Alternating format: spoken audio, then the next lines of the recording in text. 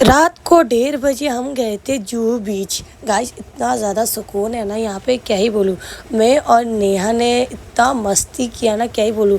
Guys आप खुद देखिए, इतना खतरनाक लहरें चल रहा था ना। नेहा और मेरा रिएक्शन देखो, नेहा तो एकदम सीरियस हो गई थी, बट बाद में जाते जाते हमें आदत हो गया था, हमें डर नहीं लग रहा था। तो मैंने एक दो रील्स बनाया। दीदी का रिसेप्शन होने के बाद मैंने कर लिया चेंज एंड मैं आ गई जुहू बीच। यहाँ आके सबसे पहले मैंने ले लिया लेमन टी और उसको पिया। पीने के बाद हम चले गए घर, आके रेस्ट किया। रेस्ट करके ब्रश वगैरह किया और सुबह उठ के रेडी हो गई घूमने के लिए।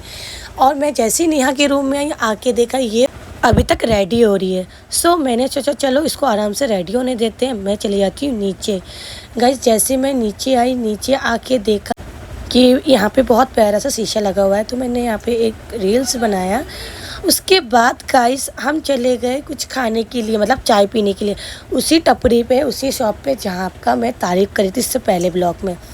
नेहा और सिया हो रहे थे रेडी और हम सब हो गए थे ऑलरेडी रेडी। तो हमने सोचा चलो हम चाय पीते हैं। और रिया का हालत देखो, सब रिया को देख के हंस रहे थे। यहाँ पर सबसे पहले आके जमुना हम लोगों ने चाय पी एंड उसके बाद गाइस रिया की इतनी तबीयत ख़राब हो रही थी ना, मैं क्या ही बोलूँ। जैसे ही मैं चाय पीने बैठी, नेहा का कॉल आ गया कि रिया की बहुत तबीयत ख़राब है, उसको डॉक्टर के पास लेके जा। फिर मैं चाय पीना छोड़ के मैं चली गई रिया को लेकर। और देखो ये कैसे जा रही है। मैं आगे आगे चली थी, इसके लिए मेडिकल ढूंढ रही थी। फिर मैंने दवाई और इनो ले लिया और रिया कर रही है वोमिटिंग साइड से। और हम बैठ गए थे अपने बस में घूमने के लिए, हम हो गए थे रेडी। रिया को मैंने बोला तू बड़ा पाव मत खा, क्योंकि ब्रेकफास्ट में हमें मिला था बड़ा पाव और ये मुंबई का शान है बड़ा पाव।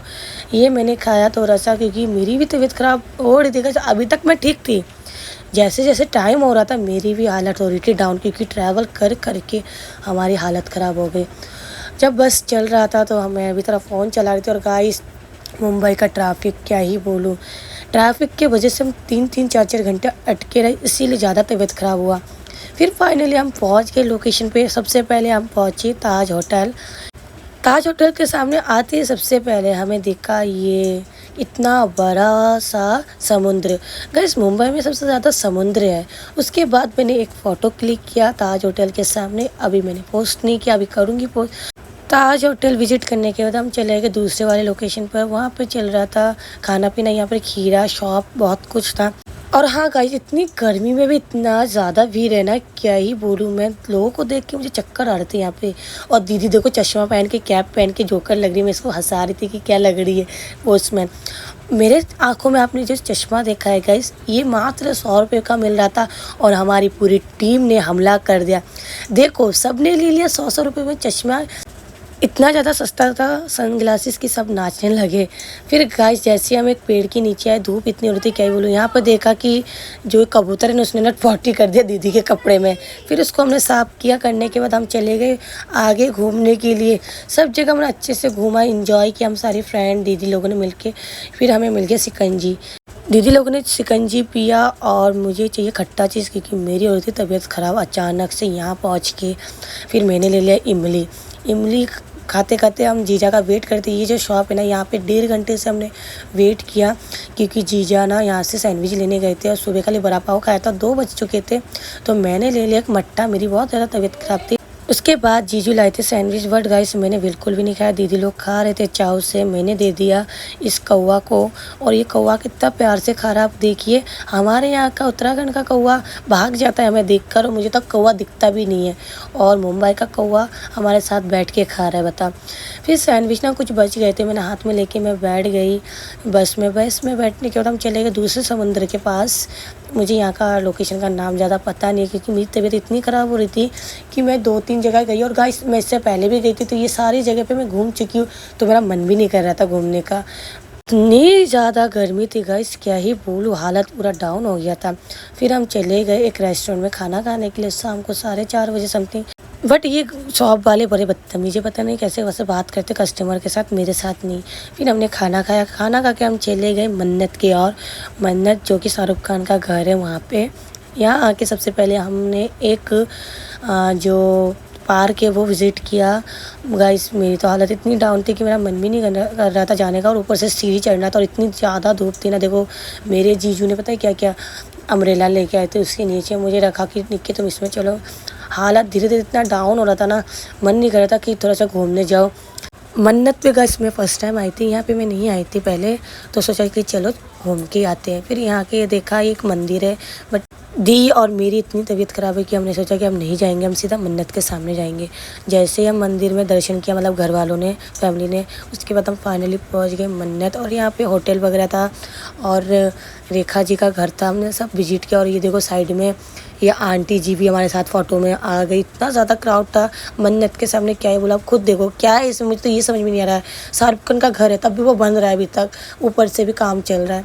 मैं और नेहा हंसने लगे कि ये देखने आए कि यहाँ पे हम मुंबई में। चल कोई ना, होता है। उसके बाद हम चले आए घर पे आके रेस्ट किया। नेक्स्ट डे हम नींद से उठे, उठने के बाद हमने कर ली पैकिंग, क्योंकि हमें जाना था उत्तराखंड गाइस।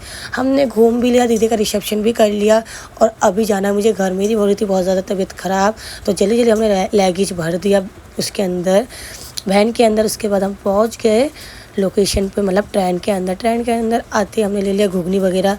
और सेकंड डे गाइस लग गया, तो मेरी हालत देखो, ऐसे लग रहा था कि भिखारी बैठ गए दो यहाँ पे। दोनों की हालत देखो, ऐसे लग रहा है कि घर जाके ही बोतल चलाना पड़ेगा। सच्ची में बहुत ज़्यादा तबीयत ख़राब है गाइस, 2 दिन से बहुत हालत डाउन है सभी का। हालत देखो, बीपी लो हो गया हम लोगों का ट्रैवल कर करके। फिर जैसे हम घर पे आए, घर पे आके देखा कि यहाँ पर भांगड़ा बुला रखा है। मैंने जैसे भांगड़ा देखा, मैं वो छोड़ छाड़ के सबसे पहले मैं अपने पांडा से मिलने आई गाइस। और ये देखो इतना पागल हो गई, मुझे लगा ये मुझे पहचान नहीं पाएगी क्योंकि मैं इतनी कमज़ोर हो चुकी हूँ ट्रैवल कर करके। बट नहीं, ये मुझे बहुत अच्छे से पहचानी। मैंने अपना मुंह बंद कर लिया, इतना चाट रही थी, इतना वो कर रही थी कि मैंने इसको अच्छे से हग वग किया। उसके बाद मैं गई भांगड़े के पास, इतना डांस किया। डांस करते करते दीदी एंड जीजू का हमने वेलकम किया बहुत अच्छे से, और जीजू और दीदी भी खुश हो गए थे। हालत इतना डाउन, तो डांस करने का मन नहीं था, बट क्या करें। दी पहली बार आई थी शादी के बाद, तो अच्छे से हम एंट्री तो बनता है ना दीदी का, तो अच्छे से हमने एंट्री करी। बहुत ज़्यादा खुश हो गई दी एंड जीजू, इनका फिर वो आरती वगैरह किया और ऊपर से डाले थे फूल वगैरह। बहुत ही मज़ा आ रहा था देख के, बहुत प्यारा एंट्री करवाया और दीदी एंड जीजू भी खुश हो गए थे। हमारा भी थकान दूर हो गया था इन दोनों का एंट्री देख के। और ये सरप्राइज़ हमने फ़ोन में ही करवाया था भैया से बोल के एंड बुआ लोगों से। पूरा घर को अच्छे से फूलों से सजाया था, क्योंकि ये जीजा लोग 10 दिन बाद आए थे हमारे घर पे। और हमारे अंदर बोलते हैं, इसे बोलते हैं दौज घुल्ली। आई थिंक शादी के बाद लड़की घूमने आती है। चलो गाइस, मिलते हैं नेक्स्ट ब्लॉग पे। अभी के लिए इतना ही, मैं बहुत ज़्यादा थक गई हूँ। अब मिलते हैं नेक्स्ट ब्लॉग पे, तब तक के लिए bye bye, see you guys. अपना ख्याल रखना सभी लोग।